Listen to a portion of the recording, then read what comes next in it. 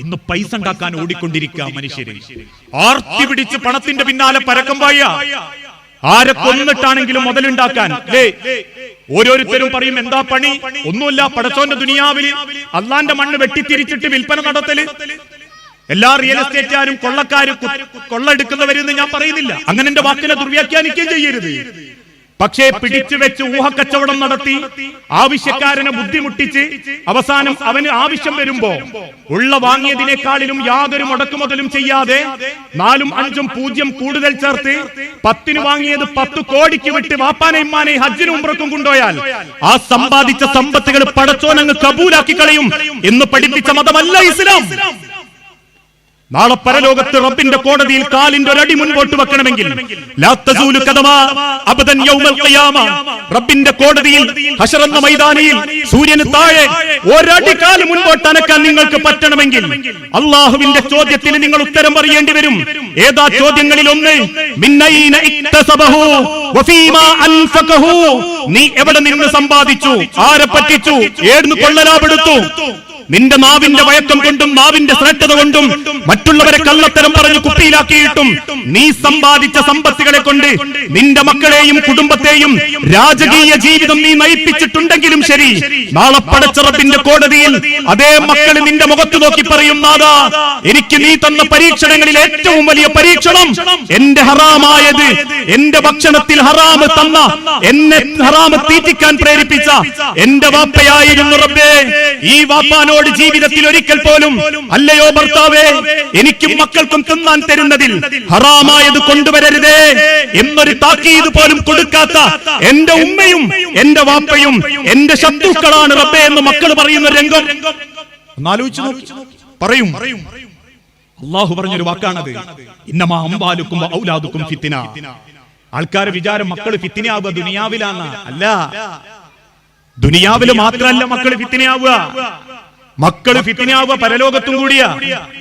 അള്ളാന്റെ മഹ്ശറയിൽ മക്കള് ഫിത്നയായി വരും. അവര് റബ്ബിനോട് കണക്ക് പറയും, പരാതി പറയും.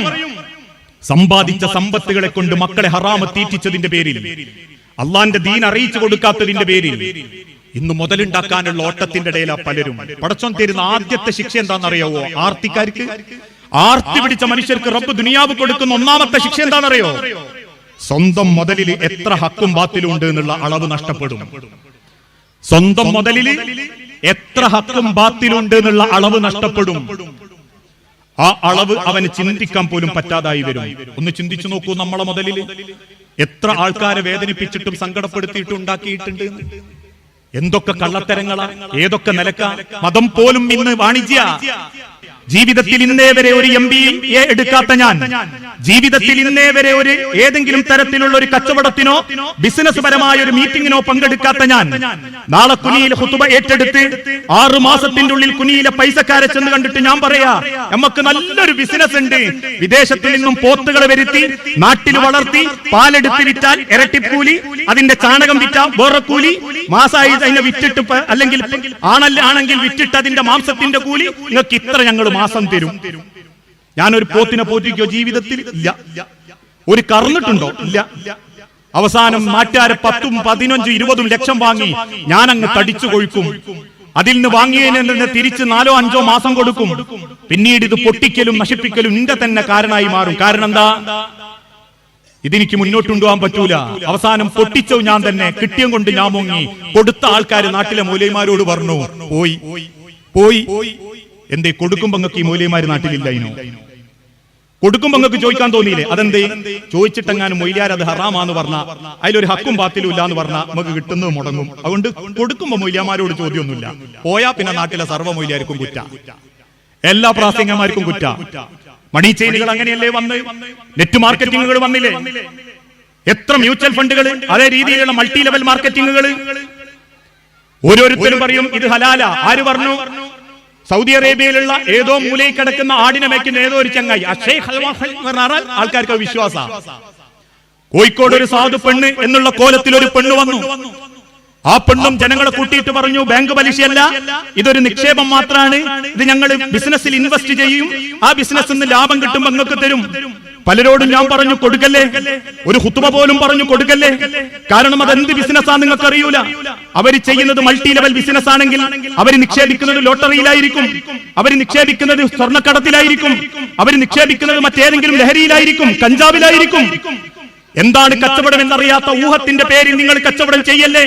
ഊഹക്കച്ചവടം അള്ളാന്റെ ഹബീബ് നിഷേധിച്ചതാ എന്ന് പറഞ്ഞപ്പോൾ ചിലർ പറഞ്ഞു, ഒരു മൊയ്ലിയാർ പറഞ്ഞിട്ടുണ്ട് അത് ഹക്കാൻ. ആ പറഞ്ഞ മൗലവിന്റെ പേര് നോക്കിയപ്പോ കണ്ടത് സിറിയയിൽ കിടക്കുന്ന ഏതോ ഒരുത്തന്റെ പേര് കൊടുത്തിട്ട് പറഞ്ഞു, ഇന്ന ഷെയ്ഖ് പറഞ്ഞിട്ടുണ്ട്, അത് കുഴപ്പമില്ല. അവസാനം 30 കോടി ഉറുപ്പ്യ മുക്കിയിട്ട് പെണ്ണുപോയപ്പം പള്ളിയിൽ വന്ന് മുഖം മുട്ടി നെഞ്ചു പൊരിഞ്ഞ് കരയുന്ന പലരോടും ഞാൻ പറഞ്ഞു, ഇത്രേ ഉള്ളൂ ആർത്തിയ, മുതല് കിട്ടാനുള്ള ആർത്തി. മേലനങ്ങാണ്ട് കിട്ടുന്നതൊന്നും നിലനിൽക്കൂല മനുഷ്യരെ. ആരാന്റെ മനസ്സ് വേദനിപ്പിച്ചതൊന്നും നിൽക്കൂല. ഇന്നെല്ലാ രംഗത്തും അതാ. കുനിയിലങ്ങാടിയിൽ ഒരു കച്ചവടത്തിന് 4 ആള് കൂടി ഷെയർ എടുക്കും. അത്യാവശ്യം കച്ചവടം മന്തിപ്പീടിയ നല്ല നിലക്ക് മന്തി പോകുന്നുണ്ട് എന്ന് പറഞ്ഞാൽ കൂടെ പൈസ ഇറക്കിയവനെ ആദ്യം കാരണങ്ങൾ ഉണ്ടാക്കിയിട്ട് ചാമ്പാൻ നോക്കും. 2-3 ആളെ ചാമ്പിയിട്ട് സ്വന്തം വരുതിയിലേക്കാക്കും. എല്ലാ നാട്ടിലും നടക്കുന്നുണ്ടാട്ടോ ഞാനിത് പറയുന്നത്. ഇവിടെ ആരെങ്കിലും അങ്ങനെ ചെയ്തിട്ടുണ്ടെങ്കിൽ പറഞ്ഞു പറയിപ്പിച്ചാന്നൊന്നും ആരും ചിന്തിക്കണ്ട. എല്ലാ നാട്ടിലുള്ള സംഭവം. ആൾക്കാരെ കൂട്ടം കൂടി കച്ചവടം ചെയ്യിപ്പിച്ചിട്ട് അത്യാവശ്യം കഴിവുണ്ടാകുന്നുണ്ട്, ലാഭം ഉണ്ടെന്ന് നോക്കിയാ ഒരുത്തനെ അങ്ങ് മുക്കിക്കാളുക. കൂട്ടിൽ തന്നോനെ എന്തെങ്കിലും കൂടെ പൈസ ഇറക്കിയോനെ ഓന്റെ കൊടുത്ത് എന്തെങ്കിലും ഉണ്ടാക്കി, എന്നിട്ട് അവസാനം നമ്മളെ വരുതിയിലേക്കാക്കി. കൂടെ കൂടിയവൻ അവസാനം ആ പൈസക്ക് പോലും ഗതിയില്ലാണ്ട് പരക്കം പായ. വേറെ ചില മഹാന്മാരുണ്ട്, കൂട്ടം കൂടി നശിച്ചത് കൂടെ കൂടിയവന്റെ പൈസ, നശിക്കാത്തതോ അതിന്റെ പൈസ. ഓന്റെ ഒക്കെ ക്ലിയർ. പൈസ ഇറക്കിയോണ്ട് ഓന്റെ പോയതാ, ഇറക്കിയോണ്ടത് പോയതാ. ഇങ്ങനെ പല നിലക്കും മുതലുണ്ടാക്കി കുടുംബം നോക്കുന്നതിനേക്കാൾ നല്ലത് പട്ടിണി കിടക്കുന്നതാ. ആരാന്റെ കഫം കൊണ്ട് കുടുംബം നോക്കുന്നതിനേക്കാളും നല്ലത്, മറ്റൊരുത്തന്റെ വേർപ്പ് കൊണ്ട് കുടുംബം പോറ്റുന്നതിനേക്കാളും നല്ലത് പട്ടിണി കിടക്കുന്നതാണ് പഠിപ്പിച്ച മതമായ ഇസ്ലാം. അതാ ഇസ്ലാമിന്റെ മൂല്യം. അള്ളാഹുവിന്റെ ഹബീബ് ഒന്ന് മുഖം വെച്ചിരുന്നെങ്കിൽ, ഒന്ന് മനസ്സ് താഴ്ത്തിയിരുന്നെങ്കിൽ കോടിക്കണക്കിന് സ്വത്തുക്കൾ അള്ളാന്റെ റസൂലിനുണ്ടാവും. സിദ്ദീഖുൽ അക്ബർ റളിയല്ലാഹു അൻഹു ഉണ്ടാവൂലേ? ജീവിച്ചിരിക്കുന്ന കാലത്ത് കോടീശ്വരനായിട്ടും മരിക്കാൻ നേരത്ത് പട്ടിണി കിടക്കുന്ന ഈ സഹാബത്തിനൊക്കെ ഒന്ന് മനസ്സ് വെച്ചാൽ ലക്ഷങ്ങൾ ഉണ്ടാക്കാൻ പറ്റും. അതുകൊണ്ടാ ഒരിക്കൽ പൂർണ്ണ ഗർഭിണിയായ ഫാത്തിമ ബീവി റസൂലുള്ളാഹിന്റെ അരികിൽ വന്ന് ചോദിച്ചു, റസൂലേ പാപ്പാ ഗർഭപൂതിയാണോ എന്നറിയൂല. ഫാത്തിമ ബീവി ചോദിച്ചു, പാപ്പേ ഒരു കാരക്കിൻ കെടുത്തിരി ബൈത്തുൽ മാലിന്. അല്ലാഹുവിന്റെ റസൂൽ പറഞ്ഞു, മോളെ ഫാത്തിമ അതെന്റെ വാപ്പന്റെ മുതലല്ല, അത് ബൈത്തുൽ മാലാ മോളെ, അത് ബൈത്തുൽ മാലാ. ഇന്ന് എല്ലാ രംഗത്തും അങ്ങനെയാ. യതീം മക്കളെ സമ്പത്ത് മോഷ്ടിക്കുന്നവരില്ലേ, അനന്തര സ്വത്തിൽ കള്ളത്തരം കാണിക്കുന്നവരില്ലേ, മരിച്ചോയ മക്കളുടെയും ഏട്ടന്റെ അനിയന്റെയും സ്വത്തുക്കൾ ഇല്ലാത്ത പ്രമാണങ്ങൾ ഉണ്ടാക്കി വിരലടയാളം മാനെ കൊണ്ട് അബോധാവസ്ഥയിൽ ചെയ്യിച്ചവരില്ലേ, ഏട്ടന് കിട്ടേണ്ട സ്വത്തുക്കൾ തട്ടിയെടുത്തവരില്ലേ, അനിയനെയും പെങ്ങളെയും ചതിച്ചവരില്ലേ, കണ്ണായ റോഡിന്റെ വക്കില് ആൾക്കാരെ സ്വാധീനിച്ച്, അതല്ലെങ്കിൽ ഏതെങ്കിലും മധ്യസ്ഥന്മാരെ സ്വാധീനിച്ച് അവനാന്റെ വരുതിയിൽ എഴുതി വെച്ചവരില്ലേ, അതിരിട്ട് കല്ല് കെട്ടുമ്പം അടിഭാഗത്ത് നിന്ന് പുറത്തേക്ക് അല്പം തള്ളിച്ചു കെട്ടി 1 സെന്റെങ്കിലും വേണ്ട, 1 തരി മണ്ണെങ്കിലും അവനാന്റെതാക്കിയവരില്ലേ. ഇതൊക്കെ ആൾക്കാർ പറയുന്നത് നിന്റെ തന്ത്രം കൊണ്ട്. ആയിക്കോട്ടെ, ദുനിയാവിൽ ആ തന്ത്രവും പവറും ഒക്കെ ഉണ്ടാവും. 6 അടി മണ്ണിൽ അതുണ്ടാവില്ല. അന്ന് തന്ത്രവുമില്ല, കൂടന്നോനുമില്ല, എനിക്ക് വേണ്ടി സംസാരിച്ചോനുമില്ല, കള്ളപ്രമാണം ഉണ്ടാക്കിയോനുമില്ല, അബോധാവസ്ഥയിൽ ഉമ്മനെ കൊണ്ട് ഒപ്പിടിച്ചോനുമില്ല, അല്ലെങ്കിൽ മൂത്തോന്റെ ഹൂക്കൊണ്ടും ബലം കൊണ്ടും അനിയന്മാരെ പറ്റിച്ചതിന്റെ ബലവും ഉണ്ടാവില്ല. അന്ന് എല്ലാ ബലവും പടച്ചോന്റെ അടുത്തായിരിക്കും.